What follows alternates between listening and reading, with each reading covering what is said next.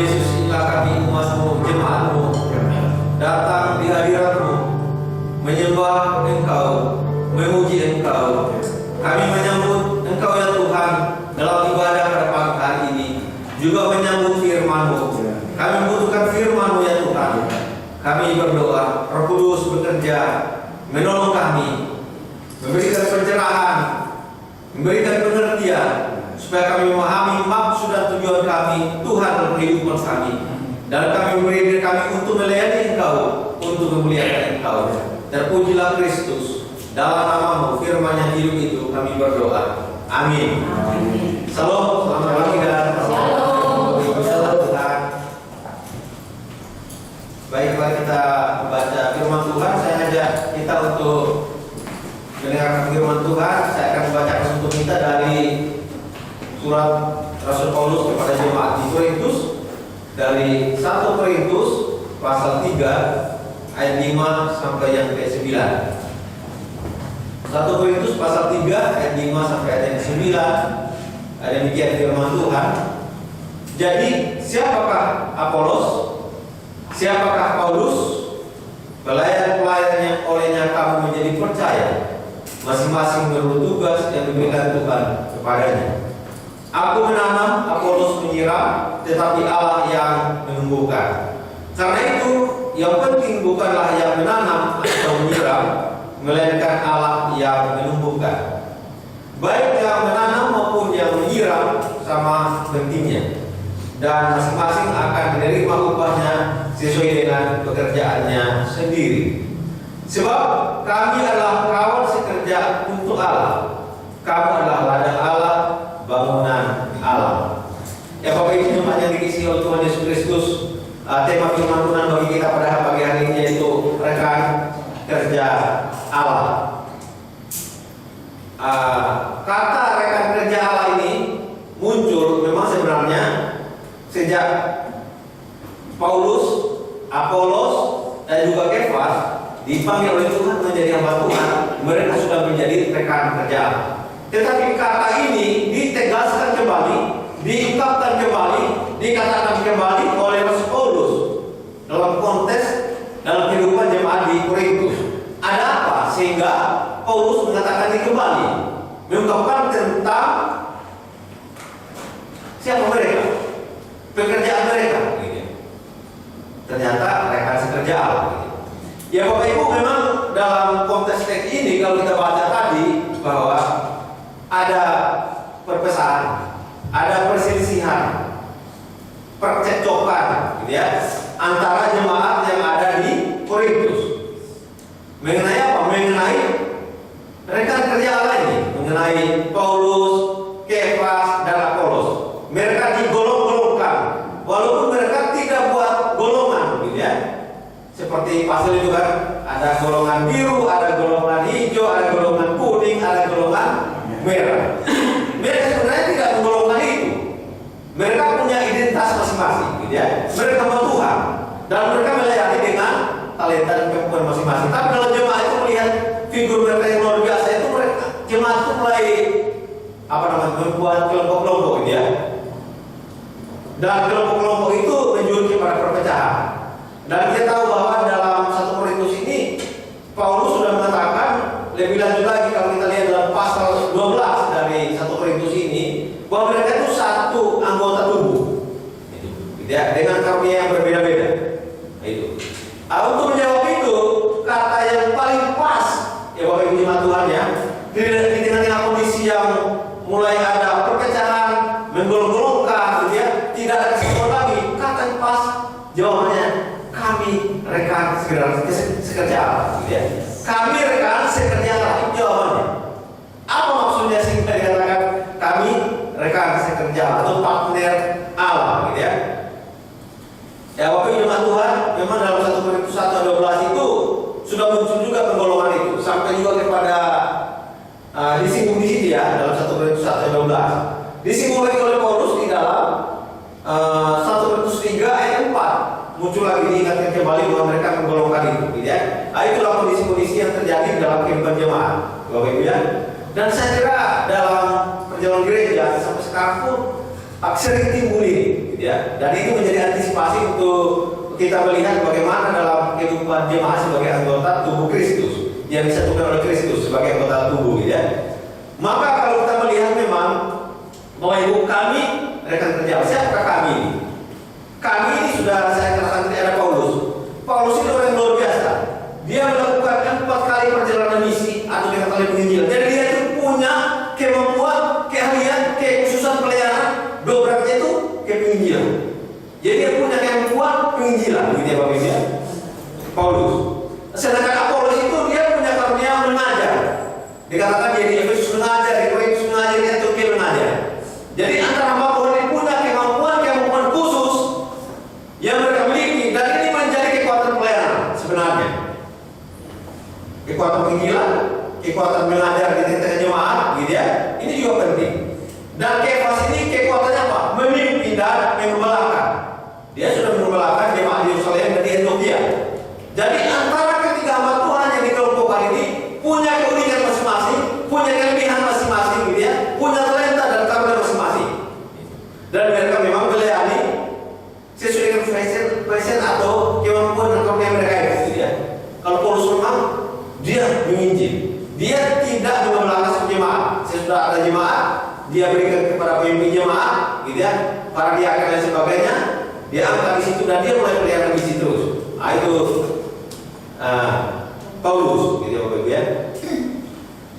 Ya, bagaimana dengan jemaat? Apakah para hamba Tuhan yang saya disinggung sini jemaat tidak disinggung, gitu ya?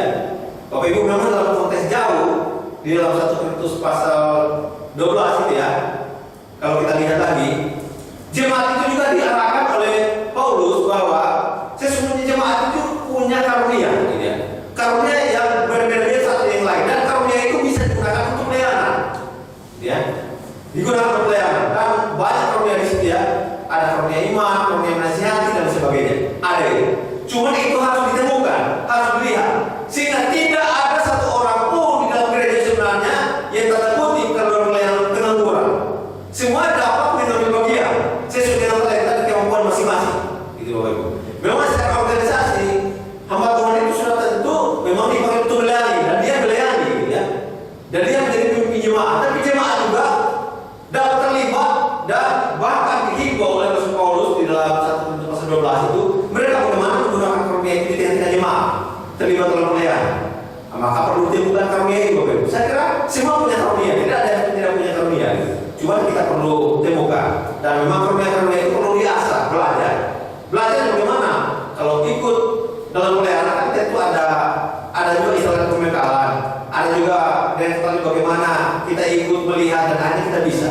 Contoh seperti anak-anak kita yang main musik tadi kan mereka sudah terlibat dalam pelayanan. Mereka juga jemaat kan, tapi mereka terlibat dengan talenta dan kemampuannya masing-masing, gitu ya, ya. Dan Tuhan memberikan itu dan mereka bisa melakukan itu. Dalam gereja kan ada juga biasanya ada yang ngasih menerima tamu ya, jemaat juga itu dan lain sebagainya. Dapat mengambil bagian dalam pelayanan. Dan biasanya dalam pelayanan itu ada 3 kata yang sering disimpulkan.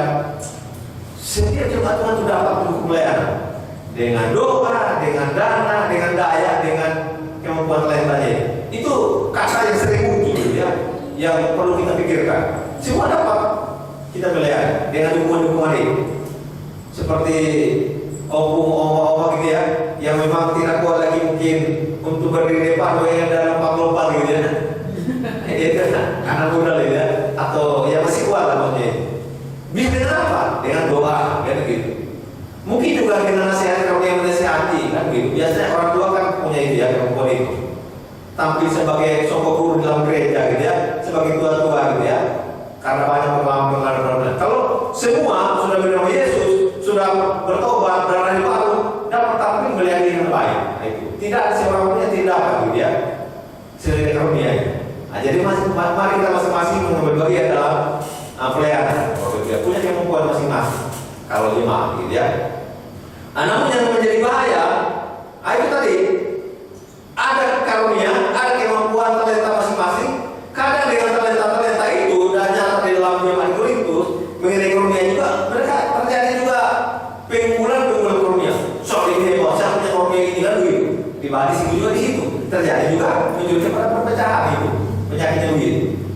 Kan nanti dia usaha punya karunia, kamu tidak punya, begitu. Terjadilah keributan masalah karunia. Berapa Tuhan mengaruniakan sesuai dengan kemampuan masing-masing, dan itu dapat dilaksanakan oleh pelayanan. Memang Bapak Ibu, yang paling penting itu bukan banyak karunia si Abraham begitu ya, ada 10. Apalagi ada 10 kalau dilakukan yang maksimal. Satu saja kalau dilakukan yang maksimal, itu sangat berguna, sangat berarti. Maka kita perlu temukan satu saja di diri kita ini bagus gitu ya. Satu saja. Apa Bapak Ibu? Ya seperti WL, jemaat itu ada yang lebih hebat WL.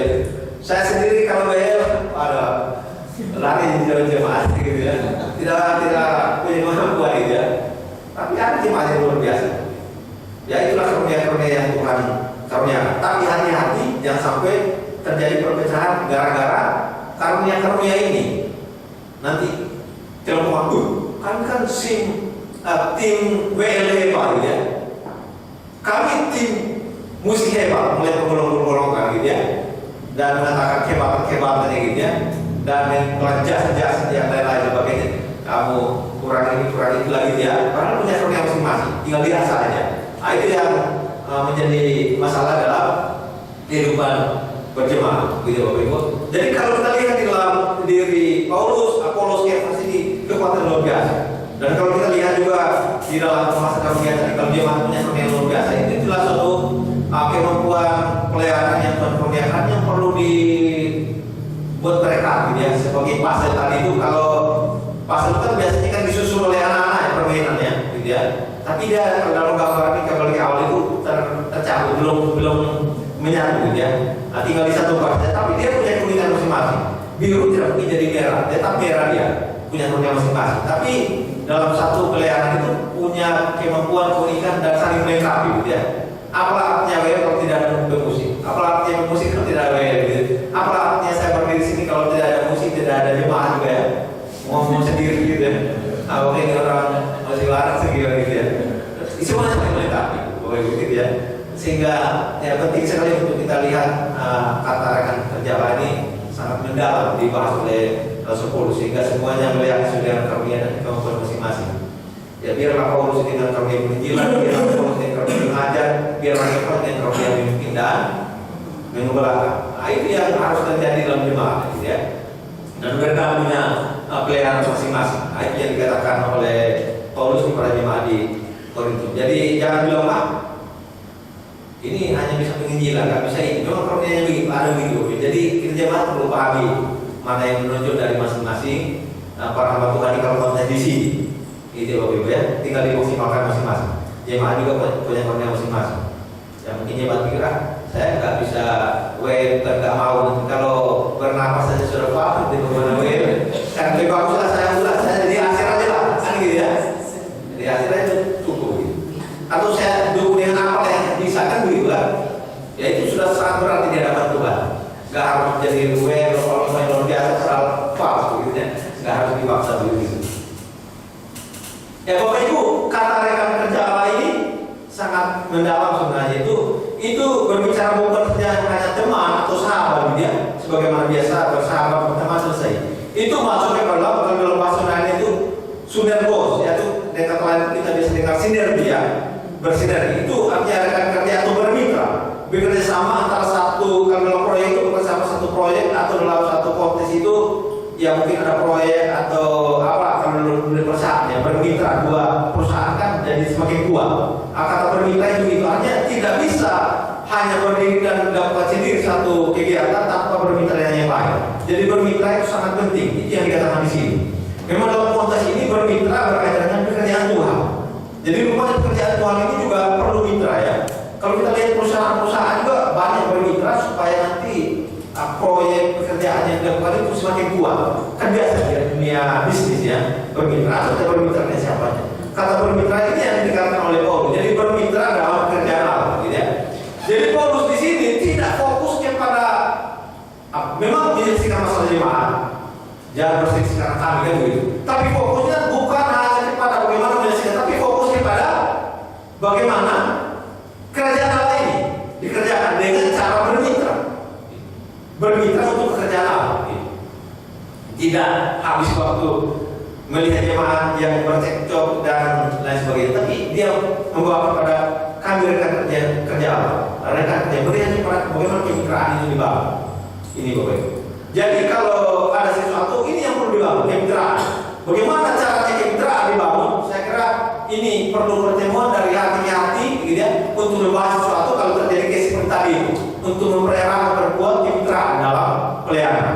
Jadi hamba Tuhan bermitra, hamba Tuhan bermitra dengan jemaat. Sebaliknya begitu juga. Karena memang kita ini saling butuhkan satu yang lain sebagai anggota tubuh Kristus. Itu yang dibuat oleh Allah yang sangat indah. Atau yang kata lain juga bekerja sama untuk mencapai tujuan yang sama. Bekerja sama dalam pelayanan untuk mencapai tujuan sama itu, kalau tujuan pelayanan tentulah untuk bagaimana menjaga jiwa, melayani jiwa-jiwa, memuliakan nama Tuhan. Itulah gol-gol yang harus dilihat dalam pelayanan. Bukan melihat siapa paling hebat, jangan habis waktu di situ, gitu ya. Golnya ke sana, sama-sama melihat pekerjaan Tuhan dengan tujuan sama, bagaimana membawa dia kepada Tuhan. Itu yang paling penting. Dan juga kemitraan itu berbicara tentang berbagai sumber daya dan pengetahuan dan keahlian untuk mencapai hasil yang lebih baik. Jadi kemitraan itu juga ada di situ berbagai sumber daya. Tadi saya sudah katakan, kalau dalam jemaat itu punya karunia berbagai macam karunia itu, ya itu sumber daya kekuatan itu dilihat di situ. Selain itu juga ada pengetahuan di situ yang luar biasa yang dapat dipikirkan, bagaimana memberikan ide pikiran, itu juga pengetahuan dan keahlian masing-masing untuk mencapai hasil. Jadi yang kita lihat dalam kemitraan itu bagaimana sumber dayanya, seperti apa, itu yang perlu dilihat, yang perlu ditinggalkan, kemampuan masing-masing. Bagaimana pengetahuan, pemahaman, itu yang perlu dilihat. Dan juga bagaimana keahlian masing-masing, kemampuan masing-masing, itu yang perlu dilihat di dalam pelayanan. Sehingga tidak habis waktu dengan perselisihan nilai, lihat figur-figur kelompok-kelompok partai A, partai B tadi. Dan juga membangun hubungan yang kuat dan efektif. Akhirnya kemitraan itu membangun hubungan yang kuat dan efektif, gitu ya. Bukan hanya membangun hubungan yang kuat, tapi juga efektif. Bagaimana pelayanan efektif dan sebagainya, maksimal. Nah itu tujuan kemitraan itu di sana. Itu yang perlu dilihat sehingga pelayanan semakin maju. Juga menghasilkan yang lebih baik daripada kerja sendiri. Ya memang kerja sendiri, ada orang yang suka bisa kerja sendiri, nggak mau kerja dengan orang, ya. Saya kira kalau pelayanan nggak bisa, harus kerja bersama. Kalau kata Paulus tadi dalam firman, Paulus menanam, Paulus menyiram. Kalau hanya menanam, tidak ada yang menyiram, mati tanaman itu. Artinya kalau hanya penginjilan, Paulus kan penginjilan dapat jiwa. Kalau tidak ada yang membelakang, sebagaimana juga di Petrus punya pemimpin yang membelakang, maka akan hilang. Maka ini yang perlu ditekankan, yang dikatakan di sini itu, yang menghasilkan lebih baik, gitu ya. Ada penginjilan, ada yang membelakang, ada yang mengajar. Itu yang dikatakan, itu yang harus muncul di dalam gereja, sehingga jiwa-jiwa itu melayani dengan baik dan hanya mereka menghasilkan jiwa-jiwa yang betul-betul mengalami restorasi, bagaimana tema itu visi dari gereja, gitu ya. Nah, itu yang dikatakan oleh Rasul Paulus. Ya Bapak Ibu, rekan kerja Allah itu ya memang konflik dalam jemaat harus diselesaikan dengan menjadi juru damai. Rekan kerja Allah itu juru damai. Konflik dalam jemaat harus diselesaikan dengan adanya juru damai di tengah konflik yang merusak pekerjaan Tuhan. Harus tampil. Tapi figur yang dalam dirinya rekan kerja Allah, itulah juru damai di tengah konflik dalam jemaat. Yang berikut juga tidak mau diprovokasi oleh sesama orang percaya. Kata kami rekan kerja Allah ini dikatakan oleh Paulus karena memang dia melihat jangan akan diprovokasikan begitu dalam jemaat ini. Yang kedua, Bapak Ibu, yang ketiga, setia kawan. Kenapa begitu? Karena memang mereka mau dipecahkan, tapi karena Paulus setia dengan teman pelayanannya, yang dua orang Paulus dan Kefas ini, ia timbul kata kami rekan sekerjaannya kesetia kawan. Bagaimana mempererat hubungan itu? Lihat situ. Juga tidak ada superior di dalam pelayanan. Jadi kata rekan kerja Allah ini, rekan kan rekan sejawat atau juga begitu, ya. Walaupun dalam organisasi itu ada gembala, pemimpin, sekretaris, kan ada hierarkinya, ya. Tetapi dalam pekerjaan Tuhan tidak hanya melihat pada hierarki yang memang harus ada dalam gereja. Ada pemimpin gereja dan ada bagian-bagian yang begitu. Tapi dalam bagian-bagian itu tali yang mengikat itu rekan kerja Allah atau kawan kerja Allah. Itu yang bagus. Jadi tidak ada yang merasa superior sih. Kalau ada yang superior nanti timbul jas-jas, timbul kesombongan dalam jemaat.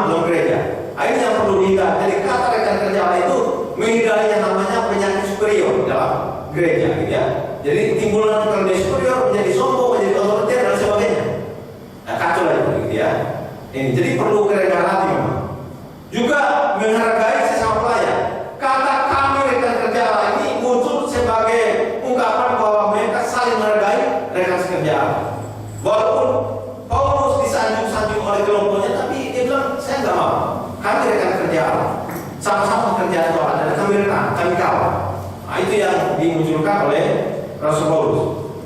Selain itu juga kata rekan kerja Allah ini, Bapak Ibu, fokus pada pekerjaan Allah yang dipercayakan kepada mereka dan masing-masing dan kepada mereka masing-masing dan bukan kepada konflik masalah. Rekan kerja Allah itu artinya mereka fokus melihat kepada pekerjaan Allah. Kami rekan sekerja Allah, bukan rekan sekerja untuk jemaat. Memang kita melayani untuk jemaat, betul. Tetapi kalau kata melayani untuk jemaat, maka akan timbul yang menjadi fokusnya jemaat-jemaat yang berkonflik. Jemaat A, jemaat B, jemaat C. Memang melayani jemaat, tapi fokus intinya melihat kepada rekan kerja Allah, melihat kepada pekerjaan Allah yang harus dikerjakan. Tapi konflik harus diselesaikan, memang bukan tidak diselesaikan. Tapi fokusnya kepada pekerjaan Allah, bukan fokus kepada masalah-masalah itu. Kerjaan Allah tetap dilihat sebagai hal yang utama. Itulah kata rekan kerja Allah. Fokus ke sana, melihat pekerjaan Allah itu sebagai hal yang sangat penting dalam kehidupan, gitu ya. Yang berikut Bapak Ibu, melayani sesuai dengan kemampuan dan talentanya. Nah, tadi saya sudah singgung, ada yang menanam, ada yang menyiram. Nah, itu juga rekan kerja Allah itu melihat di sana itu sesuai dengan talenta masing-masing. Jangan iri dengan talenta orang lain, gitu ya. Yang sudah pas minta paksa diri mau WF kan nggak pas ya. Isu dengan talenta masing-masing itu rekan kerja Allah, bekerja dengan talenta masing-masing. Rekan kerja Allah juga mengimani dan optimis bahwa pelayanan Tuhan itu bertumbuh karena karya Tuhan. Rekan kerja Allah itu melihat kerjaan Tuhan itu di tengah-tengah konflik, di tengah-tengah masalah, dia melihat masalah harus diselesaikan. Kami harus bekerja, tapi dalam pekerjaan kami sudah talenta kami, satu menanam, satu menyiram. Kami melihat bahwa Tuhan bekerja berkarya situ memberikan pertumbuhan. Ini yang dilihat oleh Paulus sebagai rekan kerja. Lihat sana, Tuhan akan memberikan pertumbuhan. Oh ibu ya. Jadi kadang-kadang kalau timbul konflik itu namanya juga manusia punya hati ya. Hati teriris, timbul masalah masing-masing. Nah, itu masalahnya. Tapi Paulus melihat di sini bahwa walaupun di tengah-tengah itu dia mesti punya harapan. Kalau Tuhan bekerja di hati masing-masing kita, di hati masing-masing jemaat, dengan firman Tuhan yang disampaikan, gitu ya, yang disiraman, itulah firman Tuhan Injil. Dilayani dengan pastoral, dilayani dengan berbagai macam model pelayanan, kan proses menyiram terus ya. Sesuai dikilikan juga lah sebagai itu proses ada. Tapi dalam proses itu semua Tuhan yang memberikan pertumbuhan sehingga ada pertumbuhan di tengah jemaat. Nah ini yang Paulus lihat sebagai rekan kerja Allah, bahwa mereka punya harapan akan ada pertumbuhan apabila pelayanan itu betul-betul dilakukan oleh hamba Tuhan dengan cara Tuhan. Itu yang penting sehingga ada pertumbuhan. Juga Bapak Ibu, rekan kerja Allah berbicara tentang motivasi dan tujuan tertinggi dalam semua pelayanan adalah untuk Allah. Kan dikatakan tadi di dalam 1 Korintus pasal 3 ayat 9 kan, sebab kami adalah kawan sekerja untuk Allah. Kami kawan sekerja untuk Allah. Jadi tujuan dan motivasi pelayanan mereka sebagai rekan kerja Allah untuk Allah. Itu untuk Allah, bukan untuk yang lain. Jadi di tengah-tengah kondisi begitu berhampiran, kami melayani untuk Allah. Hanya untuk Allah, untuk Allah. Allah yang kami lihat. Kalau lihat masalah, gitu ya, lihat jemaat, lihat konflik, maka akan buyar semua. Tapi dia fokusnya kepada untuk Allah, untuk Allah. Juga Bapak Ibu, rekan kerja ini berbicara tentang melakukan pelayanan karena ketaatan kepada Allah dan telah menjadi rekan kerja. Rekan kerja Allah itu dia melihat bahwa ketaatan pelayanan itu hanya karena rekan kerja karena Allah. Maka timbul ketaatan. Kalau dia tahu bahwa dia rekan kerja Allah, maka disitulah dia menyadari timbul ketaatan pelayanan. Ketaatan pelayanan Tuhan, ya. Bukan ketaatan melihat kepada situasi-situasi di antara jemaat itu, tapi dia setia kepada Allah. Itu yang sangat penting. Kalau tidak Bapak Ibu, ya bisa agak kuat ya, tapi melihat kepada Allah. Juga melakukan pelayanan karena kesetiaan kepada Allah dalam segala situasi. Jadi rekan kerja Allah itu melihat dan melakukan kerja Allah itu setia kepada Allah dalam segala situasi. Itulah rekan kerja Allah. Bapak Ibu jemaat yang dikasihi oleh Tuhan Yesus Kristus, pesan firman Tuhan jelas bagi kita semua.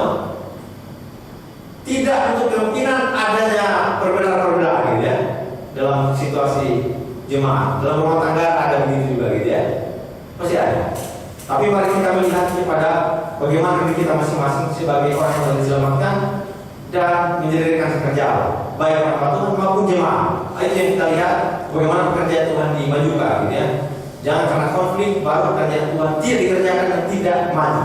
Gitu. Kita punya talenta masing-masing. Mari kita temukan dan mari kita aplikasikan. Mari kita nyatakan dalam kehidupan bergereja kita masing-masing gitu ya. Di mana kita ada, mari kita ikut terlibat dalam pelayanan dengan dukungan-dukungan yang ada pada kita. Kalau ada yang bisa jangan hanya melihat dan tidak tampil. Contoh kalau ada suaranya bagus dan tampil bisa terlibat. Ya. Itu ada yang itu juga ya. Kalau malu ya. Boleh. Atau menjadi asal apa? Ingat. Bapak Ibu dapat juga melakukan saya sudah katakan tadi dukungan dalam pelayanan itu dengan doa, dengan dana, dengan daya. Ada 3 hal itu. Dapat kita lakukan sudah menjadi mitra kerja Allah yang dapat bekerja untuk Allah dengan kemampuan, dengan keahlian, dengan apa yang ada pada kita. Mari kita berdoa. Bapak di surga, terima kasih. Kami bersyukur untuk firman-Mu yang telah kami dengar. Kami tahu bahwa kami telah diberikan oleh Tuhan kemampuan, karunia, talenta masing-masing untuk melayani Tuhan. Tolonglah Tuhan supaya kami masing-masing juga melihat, menyadari dan mulai mengaplikasikan apa yang menjadi kemampuan kami untuk melayani Tuhan. Tolonglah supaya di antara kami juga ya Tuhan, kami melihat yang utama dalam hidup kami pekerjaan Tuhan, bukan hal-hal yang menjadi perbedaan yang memicu perpecahan, percekcokan antara satu yang lain. Tapi Tuhan yang kami lihat, pekerjaan Tuhan yang utama yang kami lihat yang harus kami majukan. Terima kasih Tuhan. Tolonglah semua jemaat Tuhan yang datang dengan berbagai macam pergumulan, tantangan. Tuhan Engkau hadir memberikan solusi-solusi dalam kehidupan mereka. Mungkin juga ada konflik, ada masalah, bukan saja dalam kehidupan berjemaat, tapi juga mungkin dalam rumah tangga, dalam pekerjaan, dalam pelayanan. Biarlah semua jemaat Tuhan yang boleh tampil, baik di dalam pelayanan dalam gereja, maupun di dalam rumah tangga, maupun di dalam pekerjaan, berusaha, di kelompok-kelompok atau di mana saya mereka hadir tampil sebagai rekan kerja Allah, di mana Allah dilihat sebagai Allah yang sembah, Allah yang menyatukan dan tampil sebagai orang yang membawa damai, menyelesaikan konflik dan membawa kepada persatuan, kesatuan dalam semua kelompok-kelompok yang ada baik di gereja, bagi rumah tangga maupun dalam usaha, pekerjaan atau di mana saja. Terima kasih Tuhan, terpujilah Engkau. Dalam nama Tuhan Yesus kami berdoa. Amin. Bapak Ibu Tuhan, saya mengajak kita untuk mengambil posisi berdiri, kita nyatakan kekuatan kita kepada Tuhan.